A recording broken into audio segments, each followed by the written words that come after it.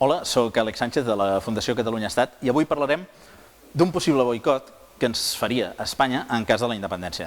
I consti que dic possible, perquè en realitat hem fet uns quants números i creiem que no té cap sentit. Fixeu-vos, els números del boicot els hem fet per sectors.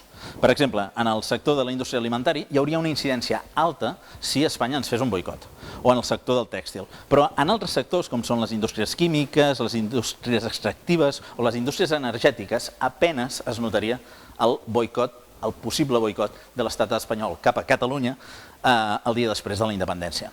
En xifres, estem parlant d'uns 3.000 milions d'euros de possible boicot repartit entre tots els sectors. Però això és sempre i quan els catalans ens quedem igual i no fem res.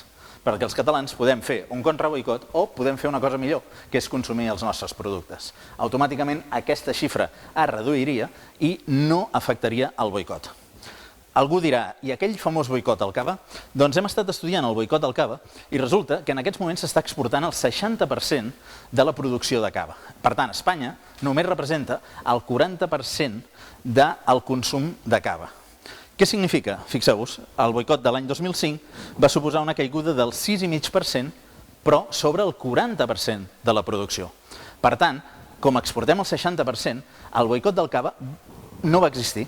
Literalment es va continuar venent cava i es va pujar una mica.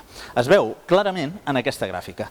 En verd teniu el consum de cava que té Espanya i en vermell té el consum de cava que hi ha a la resta del món. La punta aquesta punta que es veu, és literalment l'any 2000. Ens vam tornar bojos, vam veure molt de cava l'any 2000. La línia blava és la suma de les dues i fixeu-vos que sempre puja, excepte en el moment de l'any 2000. Per tant, per què tenim tanta por al cava? Jo crec que podem començar a brindar per la independència. Salut!